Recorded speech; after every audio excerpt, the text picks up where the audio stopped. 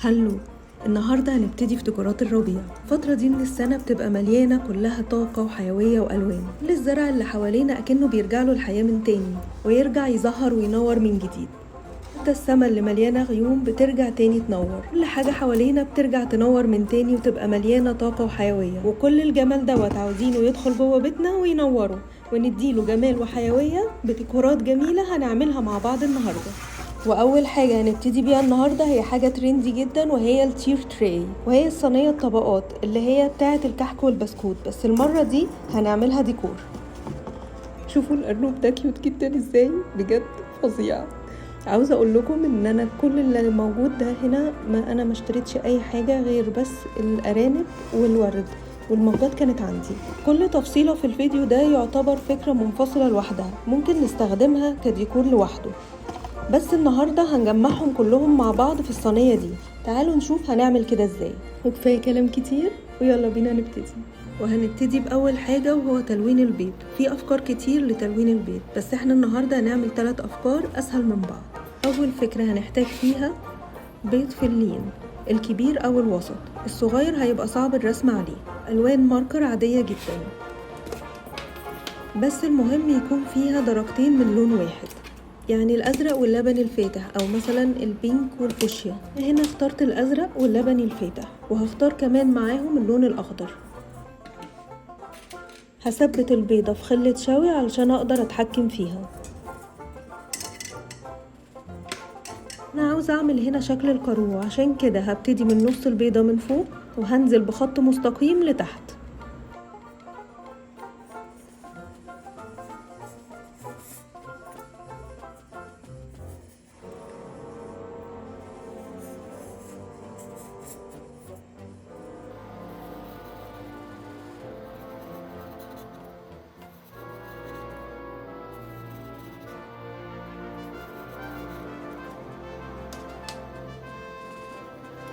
ارجع بالعرض الف حوالين البيضة.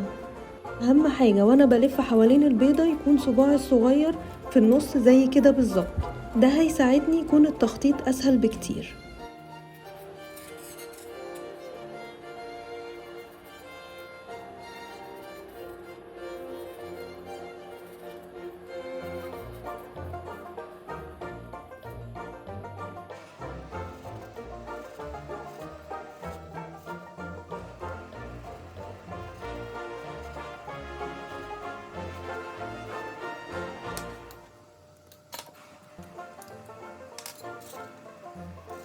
وباللون الغامق هحدد المربعات الصغيرة للكارو.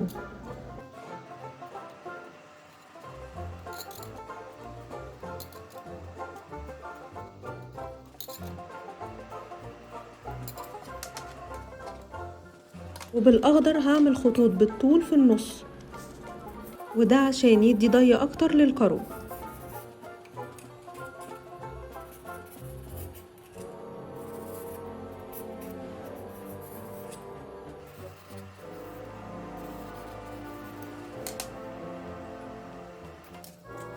وده هيبقى الشكل النهائي، حاجة كده في منتهى البساطة والسهولة.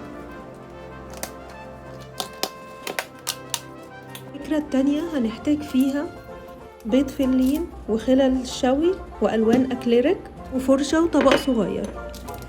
أهم حاجة يكون جنبي قطعة فلين أثبت عليها البيض اللي هخلصه علشان ينشف.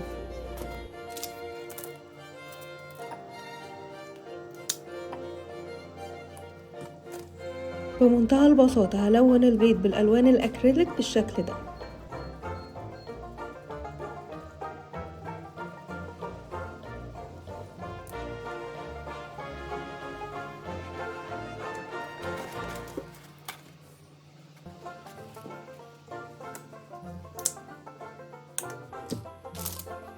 ممكن هنا أدمج اللونين مع بعض، وكمان ممكن أستخدم ألوان تانية خالص زي البينك والأصفر. في ألوان كتير ممكن نستخدمها.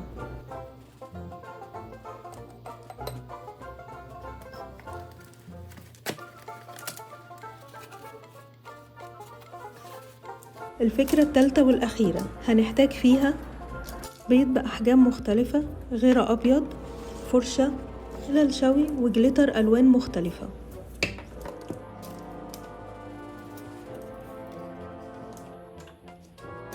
كل اللي هنعمله ببساطة هنثبت البيض في الخلة وهنغطي كل بيضة بالغيرة الأبيض كويس جدا، وبعدها هنغطيها بالجليتر.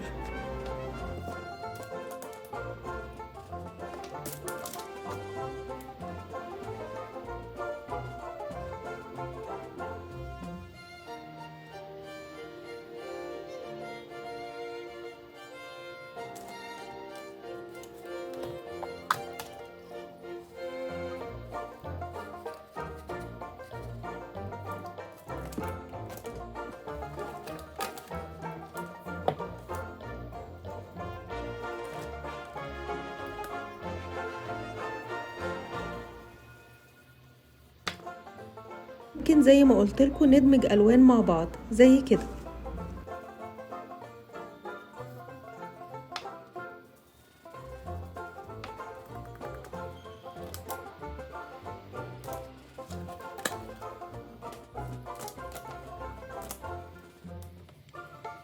في المرة دي أنا محبتش أغطي كل البيضة بالجليتر، أنا حبيت أخلي أجزاء بيضة عشان تديها شكل أحلى.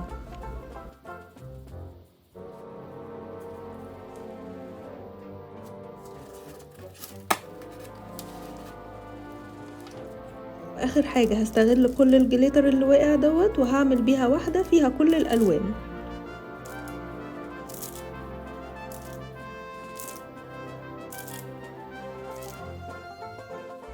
ودلوقتي هنبتدي نعمل الجزرة دي مع بعض.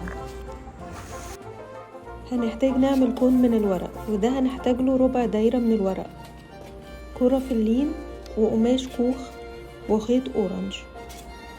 هنبتدي نلزق الكرتون من الطرفين بالشكل ده علشان يدينا شكل الكون، بس في نفس الوقت هظبطه على مقاس الكرة الفلين علشان اثبته جواها. ممكن نستخدم بديل الورق الكون الفلين، وانا استخدمته السنة اللي فاتت معاكم في شجر الكريسماس، فهسيب لكم اللينك تحت في الديسكريبشن وفوق كمان.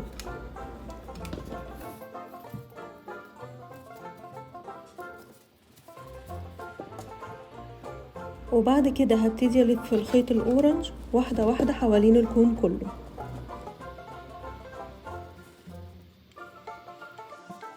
نقطة مهمة وانا بلف الخيط، ممكن اثبته كل شوية بالشمع عشان ما يفكش مني.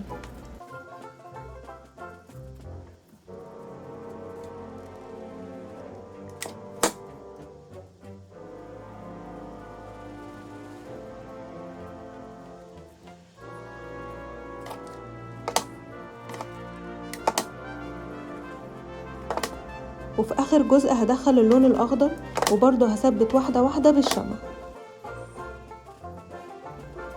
واحنا بنلزق بالشمع في الخطوة دي بليز خلي بالكم كويس جدا، ممكن نضغط بظهر قلم او بظهر فرشة علشان ما نتلسعش.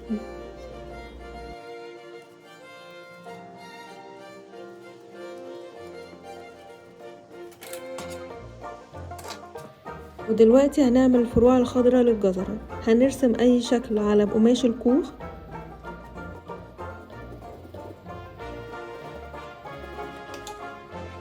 وانا محتاجة هنا كذا واحدة، علشان كده هتني قماش الكوخ كذا تانية وبعد كده هقصه بالمقص.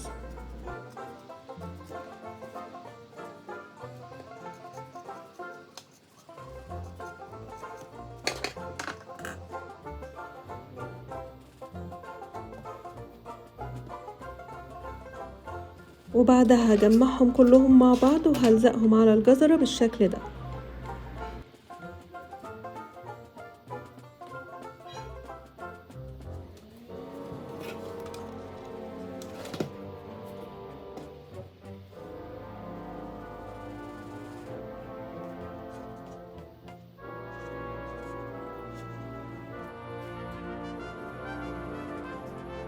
ودلوقتي هنبتدي في الصينية. هنحتاج 2 صينية صغيرة وما تهتموش ابدا بالجودة. انا هنا مستخدمة المعدن العادي بس ممكن نستخدم الخشب وهيبقى افضل كتير. ودول قصاري زرع صغيرة، لزق ايبوكسي موجود عند اي مواني او ادوات كهربائية، لون ابيض اكليريك وبيكنج صودا. ودول علشان هعمل حاجة اسمها التشوك بينت علشان ندهن بيه الصينية كلها بعد ما تخلص. وكمان هقول لكم بدايل المكونات بتاعتي واحنا شغالين. وهنحاول هنا نحدد وسط الصينية، وتقريبا الصينية دي قطرها 9 سنتي، فهاجي عند النقطة اللي هتظبط معايا عند 9 سنتي وهعمل خط، وبالعرض هعمل خط تاني، وبكده اكون حددت تقريبا النص هيبقى هنا.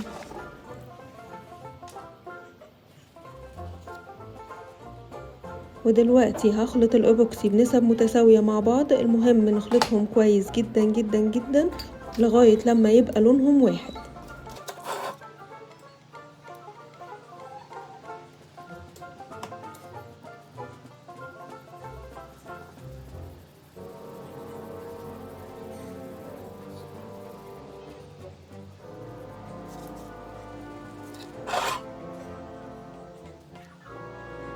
عاوزاكوا هنا تتوصوا باللزق زيادة شوية علشان يلزق معانا كويس ويفضل معانا اكتر وقت ممكن.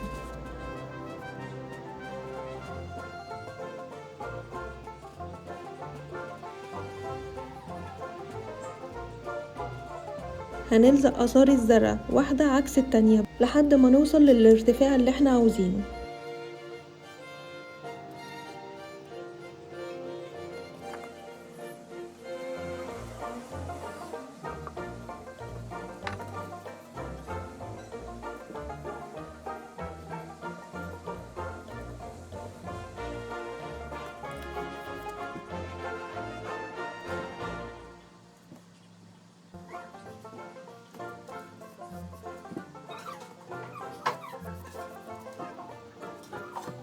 وبعدها نلزق الصينية في الآخر، هتبقى بالشكل ده في النهاية. هسيبها تنشف كويس جدا، هتاخد لها تقريبا 2-3 لغاية ما تنشف كويس. وادي النتيجة بعد ما نشفت، شايفين قوية ازاي؟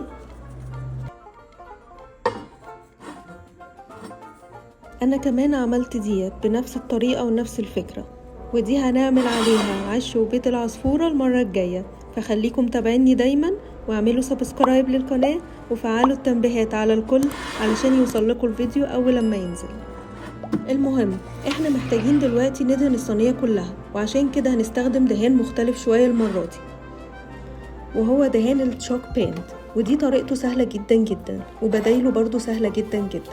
الدهان ده بيبقى غالي جدا جدا في العادي، بس انا هقول لكم على التكنيك بتاعه، وهو سهل جدا وبسيط ومش هنتكلف كتير. كل اللي هنحتاجه لون اكليريك وكربونات الصوديوم، وهنخلطهم مع بعض. استخدامه سهل جدا جدا ومش محتاج لأي استعدادات، وهو ما بيحتاجش اي تجهيزات للقطعة اللي هندهنها قبلها.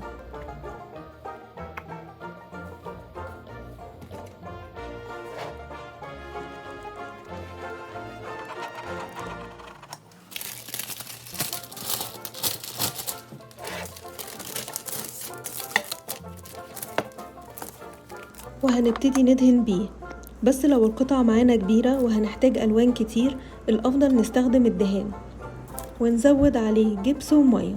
يعني لو هنستخدم كوباية من الدهان هنستخدم معاها تلت كوباية مية وتلت كوباية أسمنت أبيض، هيدينا نفس النتيجة بالظبط. والدهان ده طالع موضة جدا جدا اليومين دول، وهو بيدي إحساس للقطعة إنها قديمة أو أنتيك، خصوصا بقى لو القطعة خشب وصنفرنا أجزاء منها بعد الدهان، بيديلها جمال غير عادي.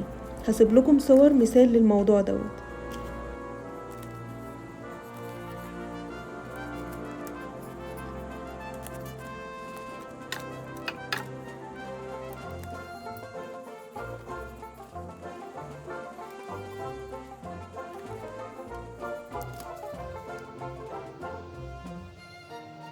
دلوقتي خلصنا الصينية وهنسيب الصينية تنشف، وهنعمل مع بعض الرول الخشب الكيوت جدا ده.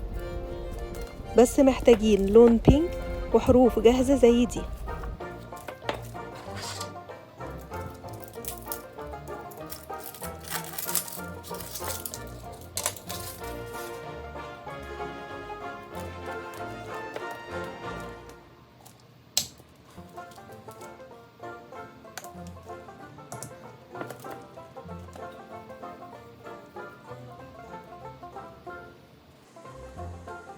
لون مع بعض الرول الخشب بالبينك وهنسيبه ينشف.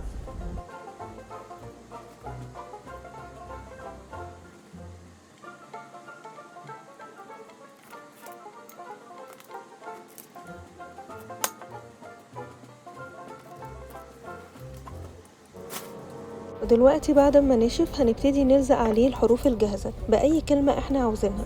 ممكن نكتب هالو سبرينج، ممكن كمان هابي إيستر، ممكن نكتب هوب هيب، لا هيب هوب بس انا عجبتني كلمة هيب هوب، ممكن نكتبها عشان احنا عندنا ارانب كتير هنا وحاجات زي كده.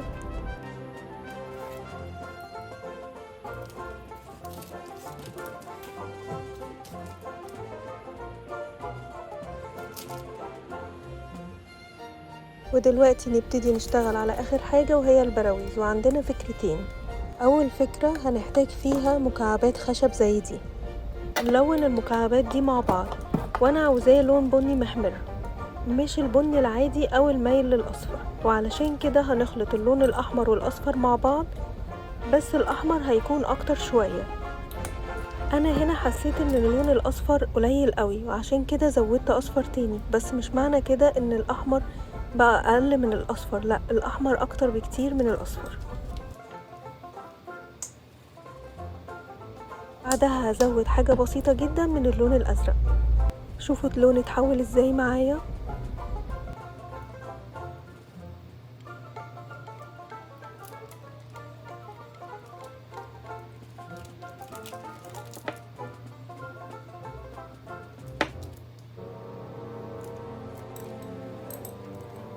كل اللي هعمله دلوقتي هجيب منديل ضروري جدا جدا، ابتدي ادهن الخشب باللون وبسرعة امسحه بالمنديل.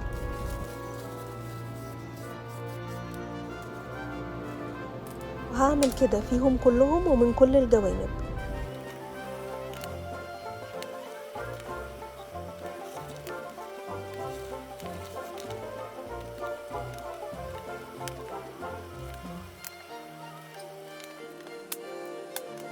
اهم جزء كده خلص، ودلوقتي هبتدي اجمع البرواز، وهحتاج فيه قطع كرتون وصورة والشمع. هلزق الاول الصورة واوصلها، وبعد كده هبتدي الزق قطع الخشب. وانا هسيب لكم الصورة ديت على صفحتي على الفيسبوك، وكمان تقدروا تجيبوا صور كتير اللي انتوا تحبوها من موقع بنترست او من جوجل.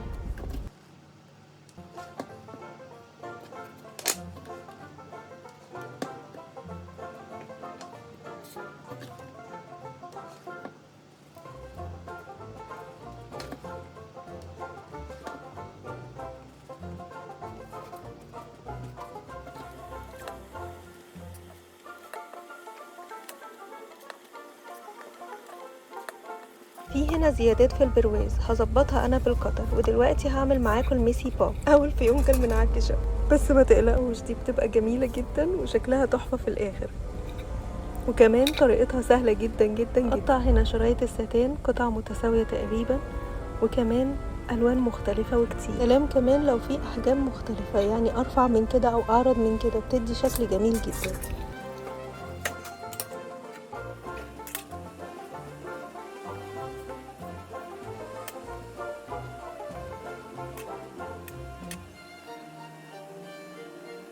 هحط الشرايط فوق بعض بطريقة عشوائية، وبشريط ستان هجمعهم كلهم مع بعض بالشكل ده.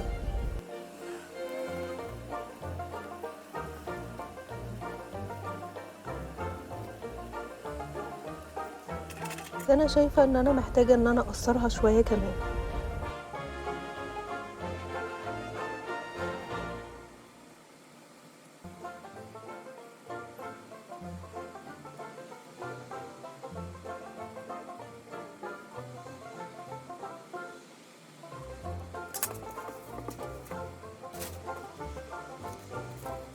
دلوقتي هثبتها على البرواز، ده الشكل النهائي للبرواز. اخر برواز معانا، وبعدها هنبتدي نرتب الصينية مع بعض. هنحتاج فيه بيض من اللي احنا عملناه مع بعض في الاول، برواز عادي وصورة مطبوعة. اقسم البيض بالنص بالقطر عشان عاوزة الزقهم على البرواز، بس قبل ما اعمل كده هظبط البرواز في الاول، وهحط جواه الصورة اللي انا طبعاها.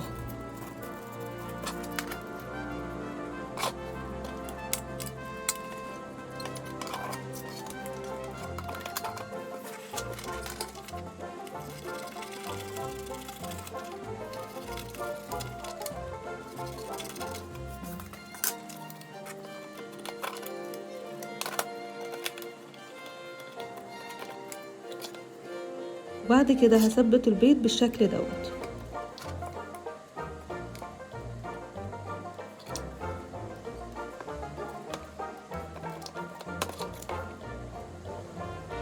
بس هنا انا محتاجة اضيف حاجة خضرا، فممكن اضيف فروع خضرا زي دي.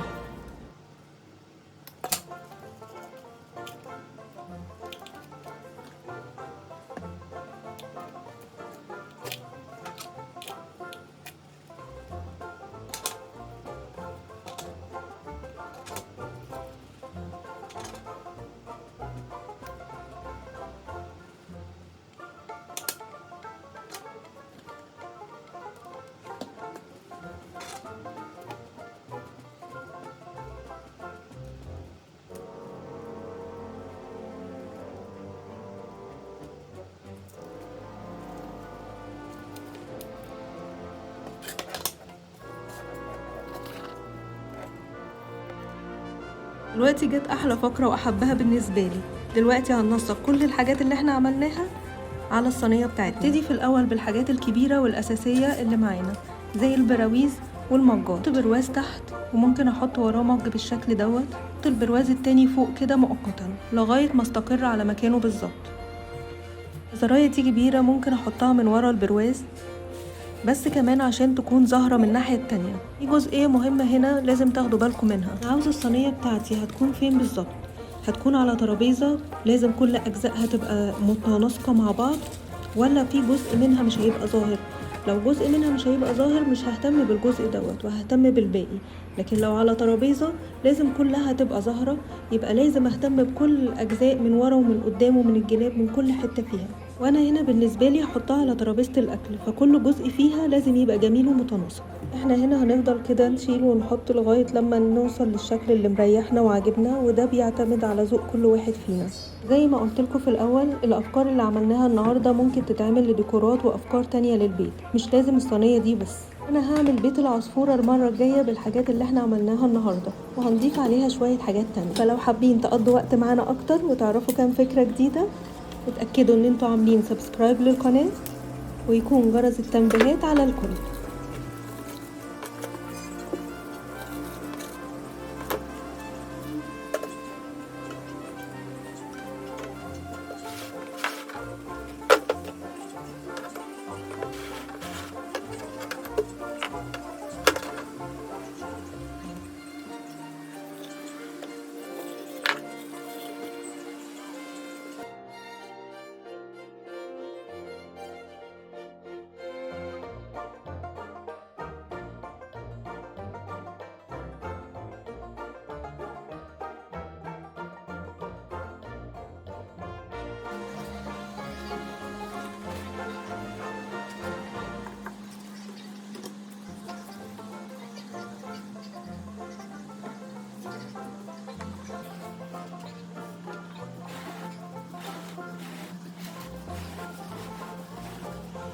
وده الشكل النهائي للصينية.